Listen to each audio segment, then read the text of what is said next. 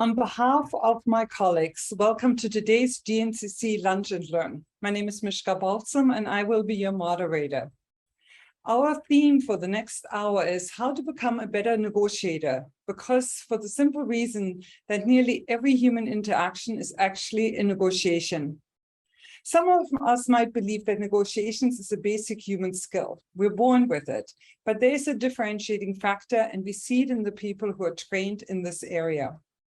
The outcome of their negotiations does not leave money on the table or opportunities unexplored or consensus not accomplished. They have set high goals for themselves or their cause or organization, and they achieve them.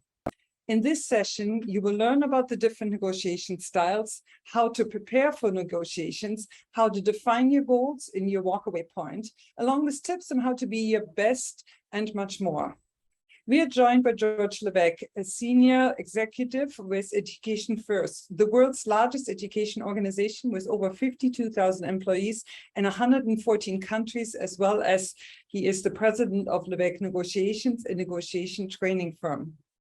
Over 10,000 people worldwide have benefited from his negotiation training. George is also an entrepreneur, a professional speaker, and a proud supporter of small businesses. Trained in advanced negotiations and business strategy at both the MIT School of Entrepreneurship and the Harvard Business School, he is a former board member of Entrepreneur Organization and has traveled to over 100 countries. A business graduate of Carleton University in Ottawa, George currently resides in Montreal and Boston, two very beautiful cities. But before we start out, let me give a shout out to YMCA Employment and Immigrant Services of Niagara, who has been a leading partner of our Lunch and Learn series. Whether you're looking for an entry-level work, job or position, or for a more senior role, finding a job and a career is never easy. That's why they offer employment programs to support employees through this process. And if you're an employer, they offer extensive employment services as well. And it is my great pleasure to be joined by Deepak Malhotra, who is passionate about the work of the YMCA Employment and Immigrant Service of Niagara, and so are we. Jillian, over to you. Thank you, Mishka, for the introduction.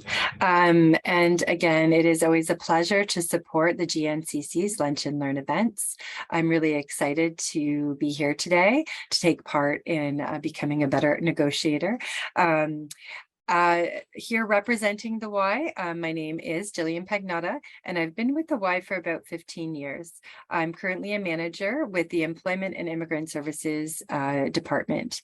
We currently have about 19 different programs with great focus on employment skills, advance and training to all residents of the Niagara region, but we have a number of new programs that are focused on trades, newcomers to Canada, and underrepresented groups in the apprenticeship trades sector.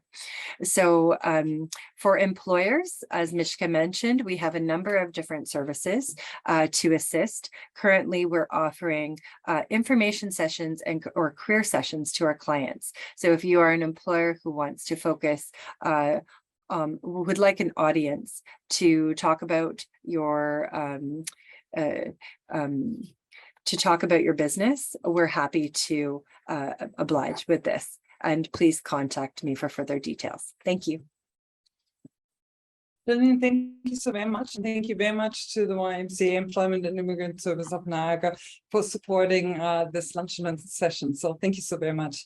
But before we get started, and I'm just looked at the list of today's participant attendees, and I would like to bring two things to your attention that I thought you might be interested in before we get right into the webinar.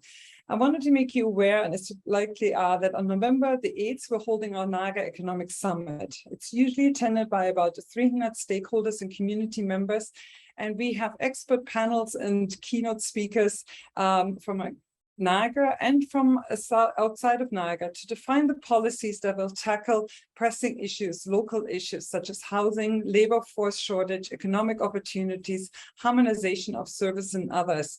Over the years, you have always reached out to us, letting us know what is important, and we hope you can join us, and we'll put a link in the chat for that. And We also, as many of you know, hold our monthly Business After 5 event. It's a free member networking event on the first Tuesday of the month. And this upcoming one is on November the 1st, this upcoming Tuesday in a week from now, from 5 to 7 o'clock at the Niagara Brewing Company on Clifton Hill in Niagara Falls. It's always a powerful tool to meet with industry connections, reconnect with existing business partners, and find out the latest things that are happening in Niagara and let attendees know and find out more about your business. So I hope you can join us for both those upcoming events. But let me move over and shift over to today's format.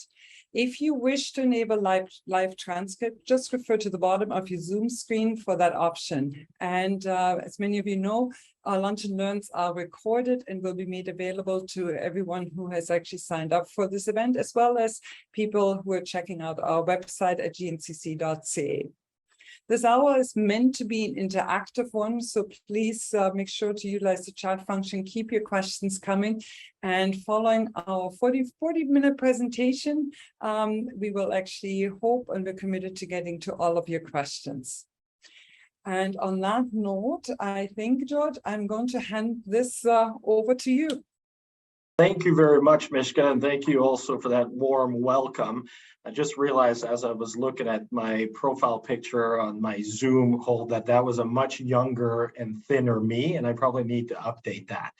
So pleasure to spend some time with you this afternoon. Thank you so much for joining. I think this topic is relevant for many reasons, but let me share my screen and make sure I'm going to be okay to do that. The technology doesn't catch up to us. Okay, well, thanks again for joining me. I'll get right down to it because we're a little pressed for time and this is a complex topic. So why do we negotiate? Well, like Mishka said in their introduction, is that almost every single human interaction is a negotiation, and it's not a natural skill. And this is the biggest misnomer when it comes to negotiation, is that people say, well, so-and-so person, or I'm a born negotiator. There's no such thing. It is a learned skill. And the great negotiators are trained and then they practice. So they get a ton of experience. I can assure you I've been around now dozens of world-class negotiators in my career, and none of them were born that way. They really acquired it over long periods of time and through gathering a lot of experience. So few stats on negotiation. I'll go through this quickly. Very few executive professionals are formally trained. Only about 1 in 6 have ever even read a book on it. Most executives and entrepreneurs believe they are strong negotiators, but yet when we look at the stats, over the 80% of them leave money in terms on the table. And that's just because of this feeling that we have that we're better than we are, and we haven't been trained on it. So my story quickly, why I'm here is I started a company out of the trunk of my car out of university back in the early 90s. It took me a long time to grow it, finally grew it to over 100 employees, about $14 million of revenue, sold it in 2004. During that time, I had done quite a few acquisitions, negotiated lease and salary, and I picked up experience on the fly, but I'd never been formally trained. And then I got a job for EF Education First, which is the world's largest education company. We have over 52,000 employees in 116 countries. It's private, Swedish-owned, based out of Zurich, Switzerland. And there, when I started my career in Boston with them, it took them a few weeks to realize that I was a lot more flash and a lot less substance. I was just a very, very good salesperson, and I had very little sophistication. As I like to say, I was nothing more than a hack entrepreneur. I had not paid attention to things that mattered. I had just done it with energy and time. So they sent me to Harvard to start doing an MBA. Nighttime, they had an agreement with them, and that mutated over to MIT. And one of my first classes was negotiation with Malhotra, and it was like a lightning bolt. I completely fell in love with it, and I committed myself to learning as much as I can. And since then, I have spent 2 weeks every summer in Boston, either at Harvard or MIT, getting tuned up on negotiation, and I've done advanced and all the courses one could take, I think. And for the last few years, I've had a bit of a side hustle assisting clients and supporting negotiations. And of course, here at EF, I do a lot of that here. So This comes from a combination of education as well as experience. And I can tell you that as we transgress and look at deals that are put together, even within our own organization, we leave a lot of terms on the table with people that don't either have the training or the experience to move on. So the simple definition of negotiation is an exchange aimed at reaching an agreement. But I think where most people get it wrong is what's the goal of a negotiation. Now, normally in a live setting, I would ask people and I'd get responses, but people are muted right now, so I'll save us the time and the complexity of doing that. But usually I get, well, it's to get the best deal, or is to get a win-win, or is to get more than I thought. And actually, it's really much more simpler than that, rather. The goal of any negotiation is to reach your objective. And I would say that most people negotiate the wrong deal because they haven't clearly identified their objective. And I'm going to cover that today. So let me give you an example of why we negotiate. This young man is Matt Harrington. Sorry for the poor quality picture, but this was from the early 2000s.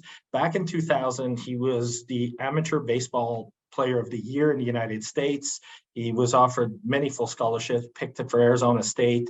He was absolutely the best high school pitcher, according to Sports Illustrated. They hadn't seen it in a long time. Those of you who follow baseball, he threw 2 no-hitters in 1 year in 14 games. He was just an absolute phenom. Everybody was excited about him in the major leagues to draft him, and most scouts declared that he would be really a no-miss, that he was the pick to have.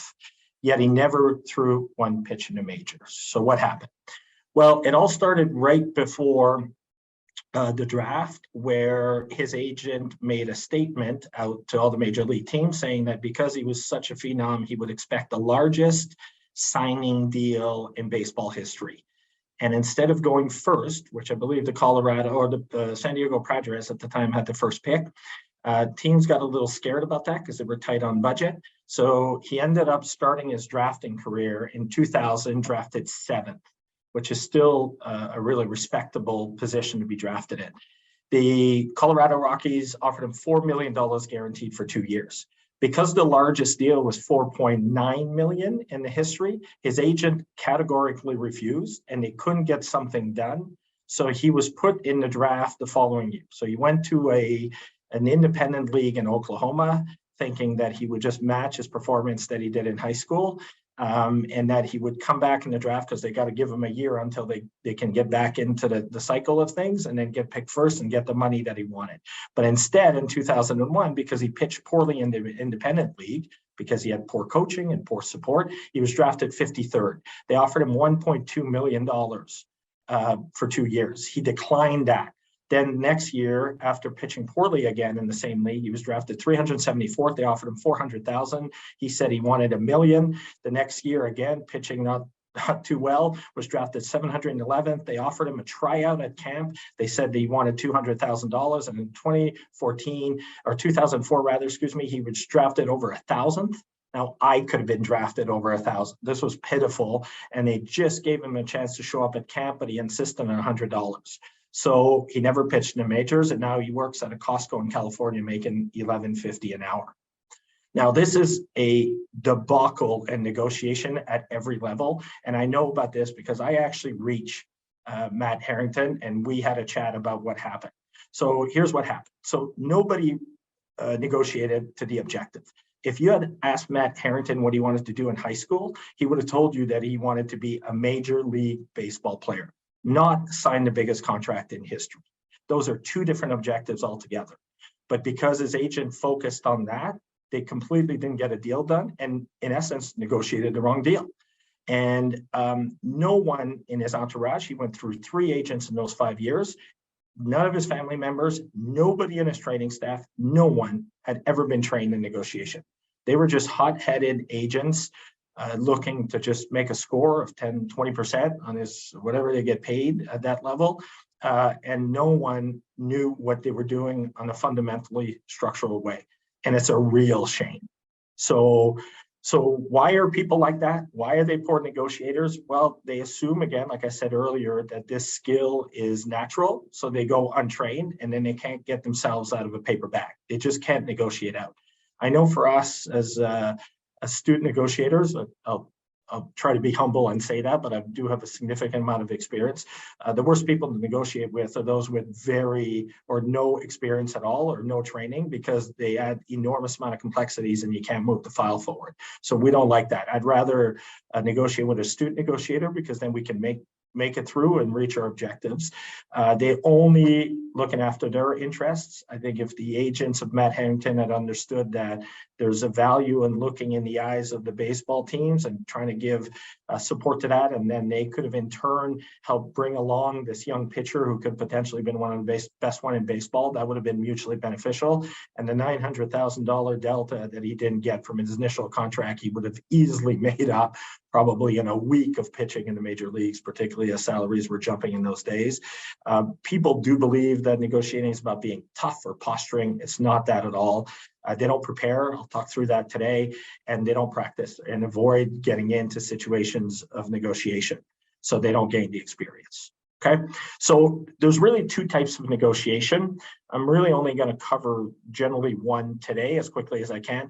I also want to remind everyone that in 40 minutes, we can't train people to be astute negotiators. I'm just giving you the format and the basics so that we can add meat to it later. But I think it's important to point out the two types of negotiation. So the distributive negotiation, which is really a one-time versus an ongoing relationship, an integrative one. And that matters, because if I'm buying a house or a car, I am absolutely voracious. The house that I currently live in Montreal right now, at closing, the seller actually tried to punch me. He was so angry because I had completely taken advantage of the fact that I had found out that he had a gambling problem, and then he had stolen from his company, and that if he didn't sell his house by the end of the month and repay the company, they would charge him. And I had done that because I had done research on LinkedIn and found people that work with him and got the whole story. And I delayed the buying through inspections, and it got to a point where he had no alternative, and I got an enormous discount on the house at closing because of some of the minor issues I had found with the house. I insisted that I was going to walk away if he didn't match the price. And people at times have said, well, that's really cold. Nope. To me, in a one-time negotiation and a distributive one, you go as hard as you can because it's a set piece of the pie and you're trying to get the biggest slice.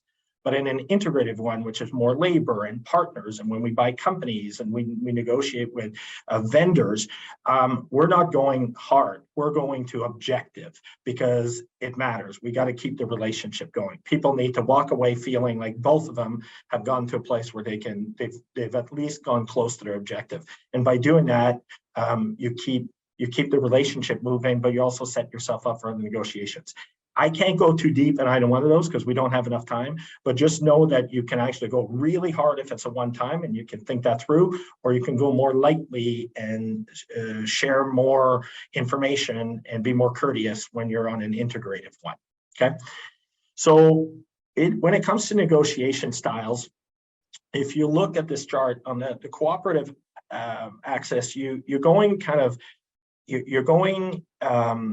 to the left where you're least cooperative and to the right where you're more cooperative. And I don't know if you can see my mouse cursor here. Can we see that? Anyone? Yep, we can see it. Okay, great. Sorry to delay there. And the assertiveness is low assertiveness to high assertiveness. And when I was a younger entrepreneur, I always thought that a good negotiator was low cooperativeness, but very high assertiveness. I always thought I needed to be here. So just think, and I don't know the man, I know quite a bit about him because Donald Trump was president, but I've never negotiated with him. But my sense is that he's actually low cooperativeness and very high assertiveness. And what we've learned by looking at tons and tons of models of negotiation and over all the years of looking into the analysis on this is we want you to be where the star is. We want you to be very cooperative, be super flexible, be understanding, tell stories, understand, like take it all in. But we also need you to be assertive as a great negotiator, because if you're not, it's very difficult to make decisions and move things along. So I used to be very low cooperative with super assertiveness. And now I've moved over where I'm much more cooperative now that I've been trained and acquired this experience. But it's also not good if you can't convert, if you can't assert yourself to be able to make your points and drop anchors, and I'll talk about anchoring in a second, and just represent yourself in a negotiation. So it's important to be forceful, but to be cooperative. Okay, so that's just quickly on the negotiation style. So there's two really key points that you have to remember. You have to prepare for negotiation. I'll show you how to do that today. And you also have to set aggressive goals. Most people don't go far enough. They don't go out of the comfort zone in terms of setting aggressive goals. So I just want you to park those 2 points in the back of your head as I keep going through the next few slides, okay? So when you prepare for negotiation, you really have to write down 3 key things. What do I want to achieve? Really take the time to assess your objective. What really are you trying to do? Like I helped out a friend of mine recently. He has a fleet of trucks for deliveries in Montreal. He has about 30 trucks. He went out to negotiate to buy a whole bunch of new vehicles, and all he kept doing is negotiate on price, and they couldn't get anywhere. And then when we started to take a look at it, the lowest price was actually not his biggest issue. It was cash flow. It was actually, how can we reduce the monthly disbursement on payments? So we then turned and actually gave the supplier, the fleet supplier, the price that he wanted, but we stretched out the payments over an additional 24 months at a very minimal interest rate. So he went from having to pay, I just give you an example, $50,000 a month in outward cash down to about 28. And then that extra cash flow allows him to grow a little faster. So he was about to negotiate the wrong objective. We adjusted him to that, and now he's doing a lot better. We find out what's happening with the other party. When I came to buy that house, I didn't just talk to the agent. I dug down, found out who the owner was, did a LinkedIn search, really dug down to find out what he was up to, why he was selling. And by doing that, I was able to discover that he was in deep trouble and didn't have a lot of alternatives. So I took advantage of that. And then you assess the situation. Are things changing? Certainly, if you're buying a house in the last 2 years, it's a lot different than it was 15 years ago. So what is it in the entourage that's making an adjustment that you may have to adjust?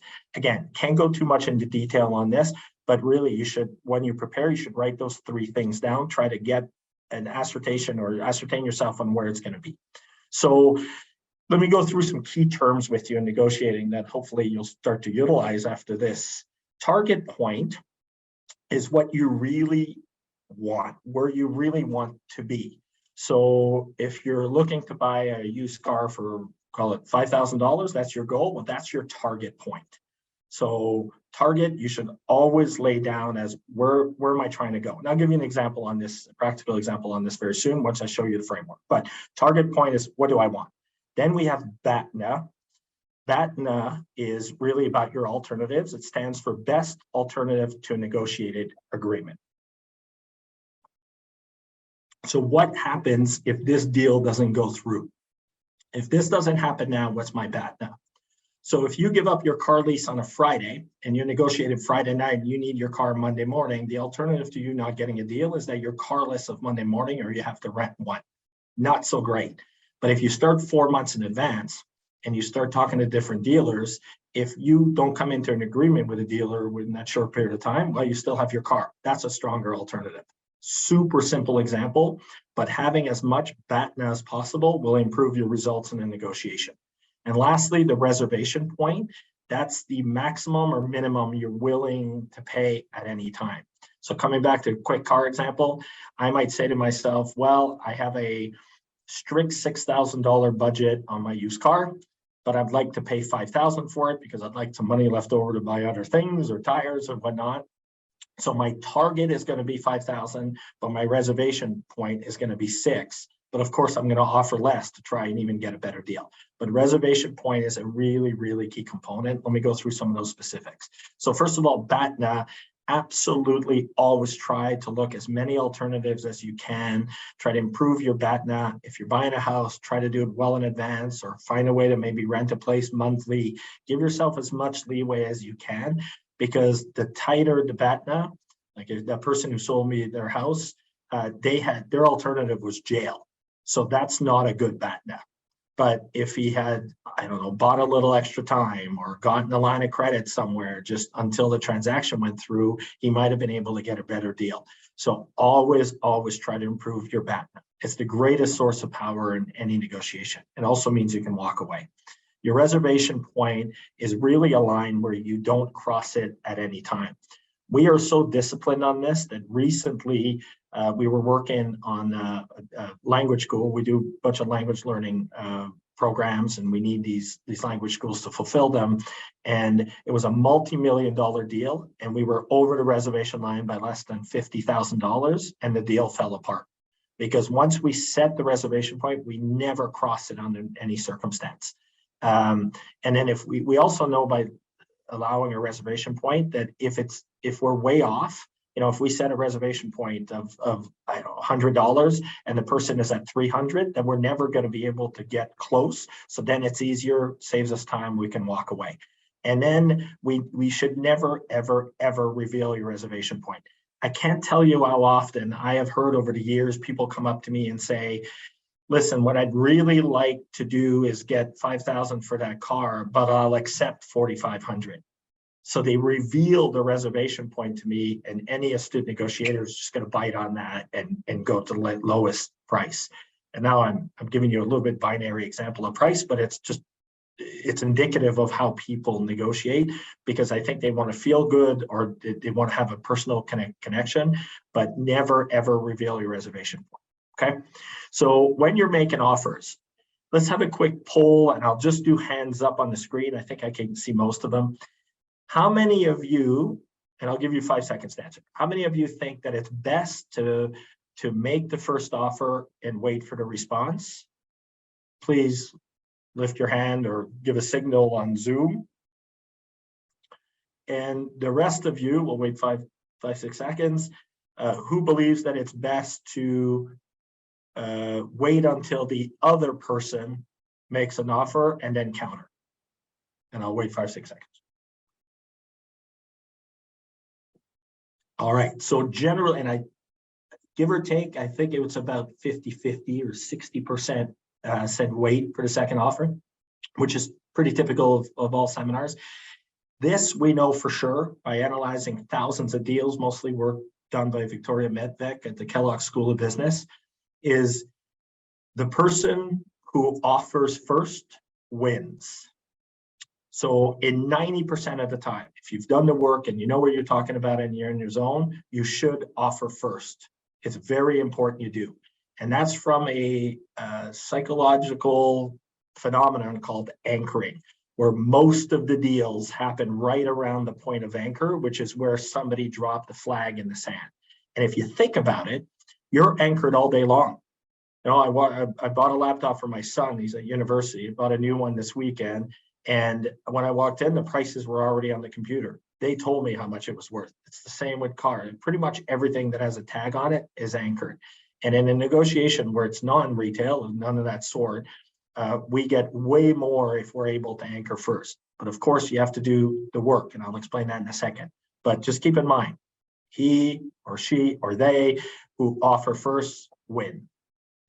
And then when you go first, you go with confidence because you're prepared, and it's very important that you're not skittish. I still see people come to me and go, yeah, well, kind of think it's somewhat worth. It'd be nice if I could. I'm kind of interested in getting this. Could you go this high? When you make that offer, you go and you do it with strength. And what we do at Make an Offer is also is we share more information that people are accustomed to. We build the rationale, we explain it.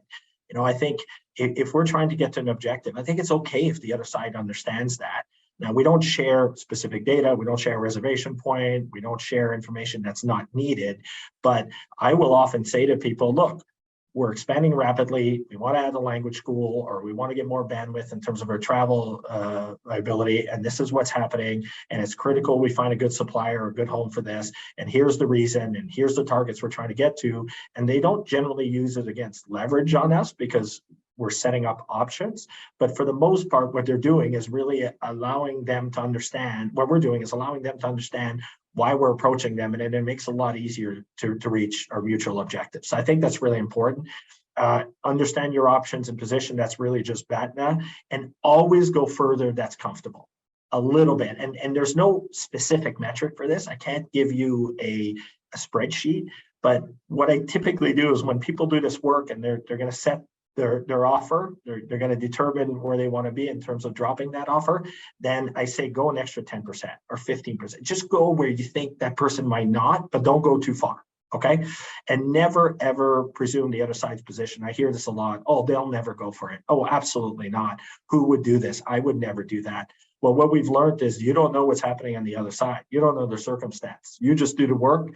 You put in a reservation point, you put in a target, you make an offer, you drop it with confidence, you do it first, and you'd be surprised how many times people go yes. Something like 98% of all the deals are done, or sorry, 80% of all the deals are done within 93% of the anchor point. So anchoring and making your first offer first and not presuming the other side is a very powerful tool. Okay. So there is a negotiation framework that I encourage people to utilize. It feels pretty basic, but it can be used even in more sophisticated circumstances. And here's what it looks like. First, you really sit down and you look at your objective and you write it down clearly, truly what you're trying to do. You got to spend some time on this. Again, don't be like my friend Peter, who was about to negotiate the wrong deal. Negotiate the right deal. Just make sure you identify it. You identify what type of negotiation, one time or ongoing. You look at all of your BATNA, all of your alternatives. You try to improve them. You try to expand them. You set a target point where I want to be. You set a reservation point, the line I won't cross, and then you get prepared with offers. And when you do offers, you offer first, you offer with confidence, and you build a rationale. So I'm going to show you in a practical way how that worked for my 12-year-old son, Luke. He's actually 17 now, but this was a few years ago. And I always kept the sheet because I think it's just amazing. So we actually prepped it. We worked the format. And he's a big hockey fan, captain of his hockey team, and he loves these NHL video games. And back then, he really wanted to get the new NHL game, but it was really expensive for him. And we never gave our kids any cash. They never got weekly allowances. They had to negotiate for everything and go earn it. So I'll talk more about that in a second. So he really wanted it. And the one that he wanted was a special one where you had to have the sleeve. Because it had a code inside that you could change the jerseys or something. Anyway, he's very keen on getting the brand new one with the sleeve. So we talked it through. We realized it's a one-time negotiation. So it was going to be a stranger. We're going to have to push it. And then he looked at his alternatives. So he could buy it new for almost $93, money he didn't have, or he would really have to scrounge. And that was a lot for him. He could buy a used disc for $50. But it didn't have that cover inside. He could trade one of his other favorite games, NBA 16, plus $20 for the game, but that was going to hurt a little bit. And he could wait until December 1st and pay a discounted rate because they dropped the price after a certain time. So he knew that. He knew if the deal didn't go through or the deals he was going to approach didn't happen, what his BATNA were, if the best alternative to negotiate an agreement was clear to him, and he had some options there. And he looked online, found this 19-year-old guy who was selling it with the case and the whole sleeve for $75. And what Luke was trying to do is buy it for $60, but he had not a penny more than $70. So he wrote down, I'm going to try to buy it for $60, but I'm not going to pay a penny over $70 because he didn't have the money. If it was going to be 71, no deal. So he actually came up with 3 offers, which is a pretty good strategy when you're making casual flyby offers, is that you give options. By giving options, you're more likely to have one accepted. So before he made the offers, he definitely rationalized it. So he emailed, and then he got the young man on the phone, and he explained he was 12-year-old. He had to work for money. His parents were a little draconian that way. He's a huge hockey fan, loves playing NHL, doesn't play violent games, just sports games. And because he's just so young and he can't make all the cash, he doesn't have any budget, and he's working really hard. And he really explained it. I heard him on the phone. He actually had done a pretty good job. And then he offered with confidence. He says, look, I'll give you $50 cash, or I'll give you 40, and you can have any of the 6 video games I'm willing to part with, or I can give you all 6 video games. And he listed what they were. And the young man ended up agreeing to 55. So when the young man said, and this is an important part, at first, Luke, he explained it all and he offered 50 cash. And the young man came up and said, well, you know what, kid, I think you're pretty cool. Okay, I'll let it go for 60. And even though that was his target and it was well under his reservation point, Luke didn't do what's called the winner's curse. He didn't accept it right away. He kept it going a little. He pushed again and he said, no, I totally get it, but I really don't have much cash. Maybe I can run around the house and look in the couches and maybe I can find another $5. What about 55? And the young man just sighed and said, okay, fine, let's do it for 55. So he got it for 55, well under his target point, very well under his reservation point, and he reached his objective and he didn't have to rely on any BATNA. So that's it. That's the negotiation framework. It's that simple. Now, negotiation is not simple, but the structure of it, where you put it in and you start using the framework for virtually any negotiation, whether it's with suppliers, whether it's even, well, buying a car is a little bit more complex, but there's lots of scenarios. But this has proven to be very, very effective for me over time. And I'm sure I'll answer some questions in a few minutes about that. So I want to give you the top 10 tips before we move on. I have lost control of what time it is. Okay, perfectly on time. We'll wrap up with this. Here's a top 10 for me quickly. One is just really be clear about your objective. I mean, again, I'm going to say for the third time, don't negotiate the wrong deal. Understand all of your alternatives. If the deal doesn't go through, what happens? Put yourself in a position where you have as many alternatives, as much BATNA as possible. Prepare all categories. When I mean all categories, I mean your objective, your target point, your reservation point, the whole thing. Use the framework to build so you better understand. Do the work. It doesn't take that much time. You gather some confidence by doing it, and it's going to really help you in what at times appear to be on-the-fly mundane negotiations, but they will help you keep yourselves within a framework that will give you some benefit. Really do set aggressive goals. You know, when Luke dropped $50, he had already been in a way anchored because the other young man had said 70.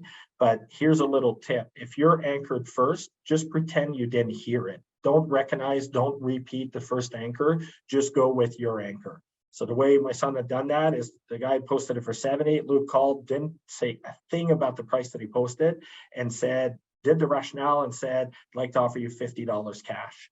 You can do the same, even on the fly. This happens to me a lot. People anchor me, and then I pretend I didn't hear it. I go straight to my anchor, and I do it with confidence. Very important. One of the things that I didn't spend too much time on, but I think is really key, is always be polite, cordial, be willing to share, be flexible. I cannot tell you how many additional things I have gained in my career just by being open to reopening a negotiation or a portion of negotiation. So that we can be mutually beneficial. I'm involved in a small investment firm in Montreal. We bought into a company last year. The founder was supposed to stay with us for 2 years. After 6 months, just couldn't do it. Can't work for anybody else. Can't be accountable to anybody else. Came to see us.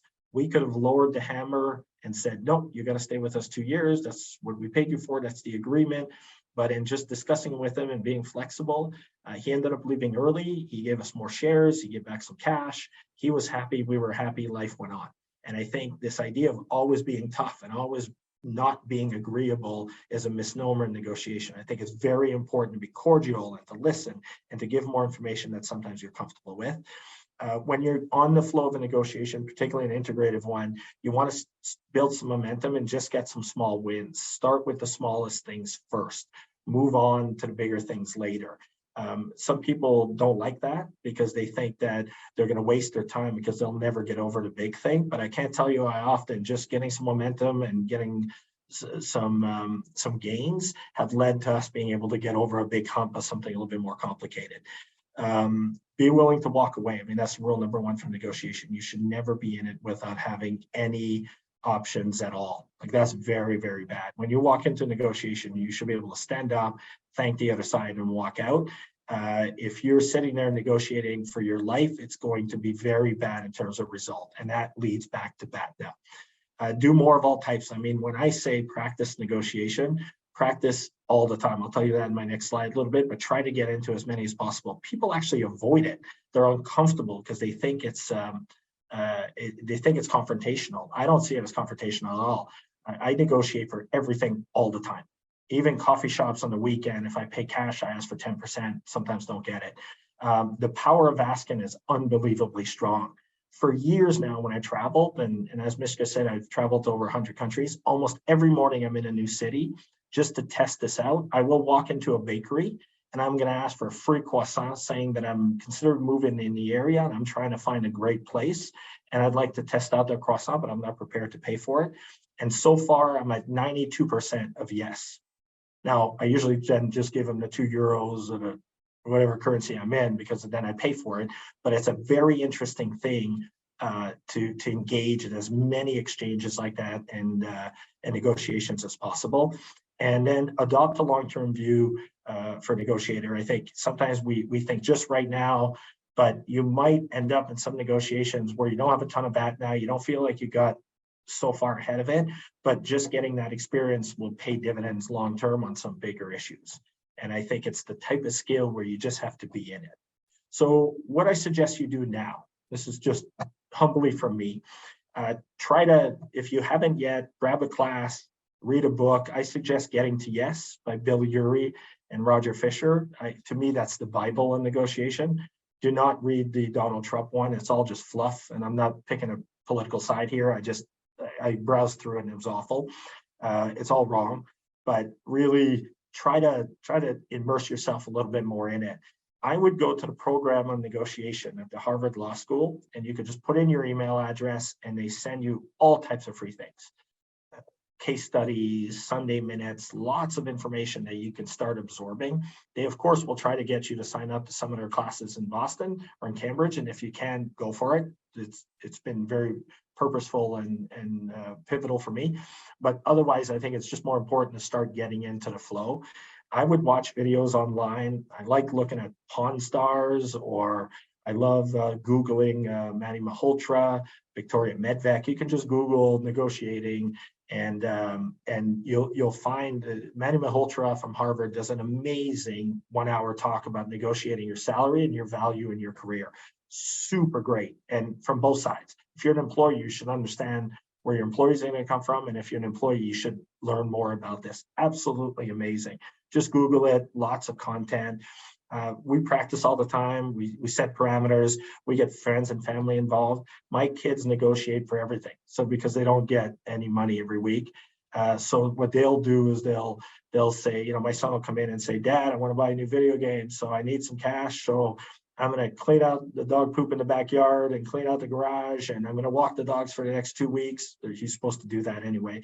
But virtually everything is negotiable in my house. And that seems to have paid pretty good dividends for them. The only thing that's non-negotiable is dinner, because we're not a restaurant. So you eat what we serve. Otherwise, everything is up for grabs. And I think that's developed better entrepreneurs. I've always seen it as a growth opportunity. But I know that I can't calculate it right away. It's not like I can say, well, I invested this and I took a class and now I don't know if I'm getting my return on investment. It's not like that, but it's a bit like, you know, that if you have good parents or good mentors, that your life's going to be better. Well, it's the same with negotiating. Your career is going to be better if you improve on that skill and learn about it. And for me, it's a bit like Malcolm Gladwell's book, Blink. If you do it enough, if you do 10,000 hours, if you're immersed in it, it just becomes second nature. And I can tell you, after all these years, I generally can walk into a boardroom or into a meeting space and I know immediately what's happening, almost instinctively. And that's just because I've done it so much. So, and then just have fun with it. You know, it should be fun. It shouldn't be intimidating. It should not be something as entrepreneurs or executives that you feel like you need to fulfill. If it's just a fun little thing that you do on a regular basis and that you immerse yourself in, then it pays dividends. So thank you for your time. I think I'm right on target. Woo, boom, 45. Mishka, I can't believe that worked out like that. It worked out perfectly. Thank you so very much, George, and amazing amount of information in that short period of time. I really appreciate that you have shared this wealth of knowledge and information with us. I have a couple of questions that have come in via the chat and in other different ways that people are communicating with us. And I was wondering if we can just maybe take the next 10-15 minutes to get to some of them. And so I'm just going to start out. So here's the first question that has come forward. Sometimes we've gone down the wrong way in a negotiation and we know it. We have the sense this is not going anywhere.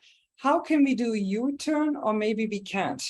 What do you suggest when you really know it's not heading towards the objective I've set out? What can I do? Yeah, great question. I think there's a lot of validity just to reset. Is just to say, and to be transparent about it, that this negotiation is not heading in the direction that we'd like. We'd like to step away and reformulate, and then we can come back. So that's happened multiple times in my career where we just go, yeah, sorry. So there are times actually where I've walked away and said, we're just not in tune with our team, or I've been traveling too much, I'm too jet lagged, I'm not in the right frame of mind.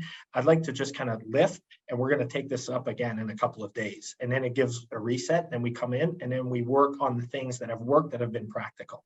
So yes, you can completely walk away from negotiation and you don't look weak. I think it's actually a source of great power and reset that you'd have the capacity to do that. Excellent.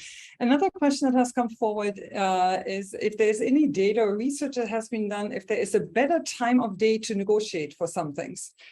For example, in a workplace, when people are negotiating their salary or others, are there better times than others? And I know that you made a very strong and excellent point of saying that we're negotiating really 24 hours a day, wherever we are and what we're doing. But there's some key negotiations where people are saying sometimes, after lunch, it's better, or maybe the morning's better. Is there any information or data that would support it?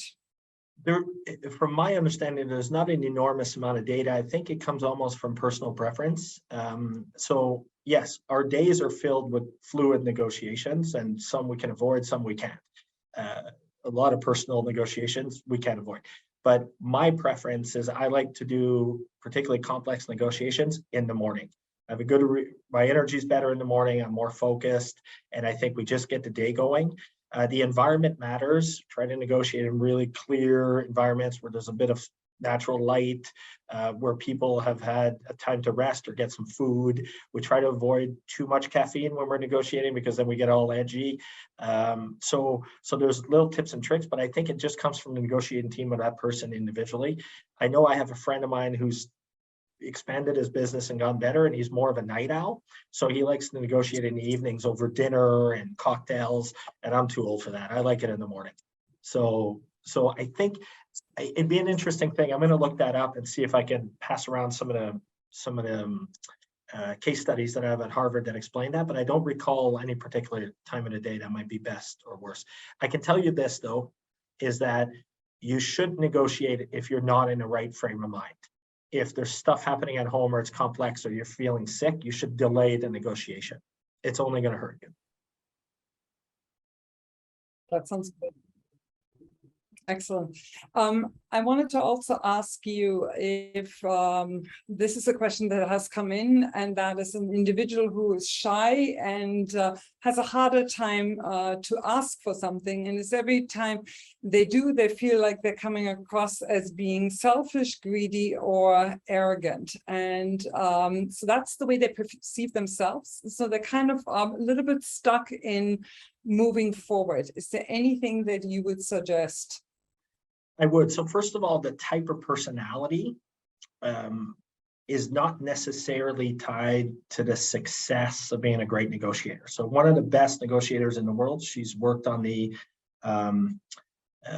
Palestinian peace process, is a woman called Diane. I think her last name is Lee. It just jumped out of my head here. She's Canadian, but works in Harvard, and she's really quiet, and she's a bit introverted, and she I wouldn't say meek, but she certainly doesn't have a big presence, but she's a stellar negotiator. And I think what she relies on, which is what I suggest to most negotiators, is just the preparation. If you do the right preparation, you use the framework, and you know where you want to be, and you definitely know your reservation point, it's much more difficult, A, to be pushed around, but B, you have a lot more confidence to walk in. And then the other thing I would suggest to that person is that they rehearse. Like rehearse the rationale, rehearse making the offer, rehearse it in front of a mirror, rehearse it with friends. Get it to a point, it's almost like public speaking, where at the beginning, you tend to really want to kind of memorize everything and repeat until to a point where you get comfortable and have done enough. But I would strongly suggest not avoiding negotiations because we feel like that. I would suggest the opposite, to dive into it head on and do as much as you can while practicing, while doing your work for preparation and rehearsing. Makes sense. This is one of our attendees, and they had asked when you were talking about the best alternatives and what you refer to as being BATNA, and they're asking if are these the same but in reverse if you're the one offering services instead of wanting to acquire services or products. So they looked at it and saying, like, is it the same approach to it? Because I can see this, because on one side you're trying to sell something, on the other side you're trying to acquire something. And they're wondering if the practices and techniques are the same. They're exactly the same. So it may be, but you have to identify your objective. So for instance, if you're a supplier and your objective is to increase your profit margin, then when you go out and set up a price and anchor, it's going to be about margin as opposed to, and your reservation point is going to be different because you're trying to maximize the margin, because maybe you want a smaller business but more profitable. But there are times maybe where you want to expand the business in terms of sales because of receivables, well, not insurance, but receivables leverage or whatever that might be. Then it's going to be, your reservation point is going to change because you're more accentuated on getting the sale to increase the top line. So, but the principle is exactly the same, Mishka, exactly. That makes sense to me. Is it better to negotiate in person, face-to-face, over email? What is the best way to negotiate for the outcome that someone wants to accomplish? Again, it's a little bit of style, but our data seems to show that it's better in person. I have built a bit of an expertise in person, and I am not so good on email back and forth. I don't like typing. Maybe it's my entrepreneurial ADD, but I can't read very long emails. I don't really read a lot of manuals. I'm not super technical. So for me, it's the human interaction back and forth. So my strong preference is in person. I often will fly as opposed to try and do it virtually. But it does come down a little bit to personal preference, but we see more, particularly more complex negotiations, that we seem to move forward faster and been able to reach our targets if we're in person. Mm-hmm. Sometimes I hear that actually to have a successful negotiation, you have to be able to trust the individual. You have to be able to establish some level of trust and saying, with what you're saying, I trust you and I want to move forward with you or with this transaction. Do you agree with that? I do agree with that. I think we look at trust and we also look at competency. And often there are people, I got involved a little bit with that at the tail end of that whole college strike a few years ago in Ontario, where 400,000 students in the community colleges were on strike. And it was a disaster because the person negotiating for the colleges had zero clue what she was, I mean, really had no experience whatsoever negotiating, but because that person was the vice president of the organization, they decided upon themselves that they should represent the colleges. And it turned out to be, so coming into that, then I would argue competency wasn't there. Even though they had the title, they didn't have the competency to negotiate. And that builds credibility. But it also is about people being, I mean, there are times when we can reach our objectives with people that are not nice.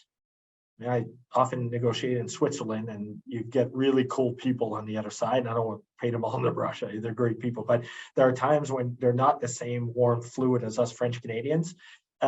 So you come across as not nice, but things are moving, they're competent, they're evolving, that's okay. But the trust factor is that people aren't trying to spin or give you misinformation or trying to paint you into a corner. That's not very good for us. Another question that has been emailed to us, and the question was that there is an individual who's fully unable to actually ever get to the negotiation table. It seems like the other person or the other party doesn't really agree to it. So it seems like a difficulty of being able to establish a in-person meeting or face-to-face meeting, a virtual meeting, or any kind of connection. Are there negotiation skills that would assist getting to that first step? Depending on the circumstance, and the circumstance is probably complex, but I would suggest try to negotiate electronically, so by email on this one perhaps, or by text, and setting an anchor. Trying to create some velocity by dropping something in that may get a response to see if then we can generate. A lot of times too, it's, and not exclusively, but we try to make a really deep assessment on the other side, and we may find things that are affecting their alternatives or they have their interests, so we take a different angle. So we may discover, for example, that a supplier of a supplier is somebody that we're connected with, and then we're able to bring people to the table by just saying, I've been talking to so-and-so, and I think we should get lunch together. And by blowing us off, it also blows off the biggest supplier, and that's not good for their business. So we tend to bring them to the table. So it's almost a little trick to force them in. Yeah, and I think it's best example. Yeah, and I think it speaks to your other concept is saying, like, do your research. And we know your entry point into the negotiations that you have. Here is it's probably the last question we can get to. What are some of the ways you can start small with practicing your negotiation skills? So when you talk about going into a bakery and asking for the free croissant or the coffee, it might be harder for some individuals. Could be a challenge, or we might be willing to do it in one of the 99 countries we haven't seen yet in the world, but maybe not in our own hometown. But what are some of the small ways that we can practice? So I would suggest really reading Getting to Yes by Bill Ury or Roger Fischer. I think it's worth the investment at the time. Or if, again, time is a little limited and you just want to get going, use the framework, but try it at home. Just try little things. Or friends, or spend some time at garage sales, for example, and just go back and forth negotiating over $1 on a used DVD player. And as you do that, those interactions begin to become a little bit more normalized. And then you can take the next step up. And then it's just one little tick at a time. I think what I encourage everyone to do is really just get some velocity on it. You don't have to fully commit. You don't have to do what some of us have done and become a big part of our lives. It's not that, but you can pick up the skill just by getting moving at slow steps. And over time, that will pay big dividends in your businesses and in your careers, I think, and even in your personal life. Yeah.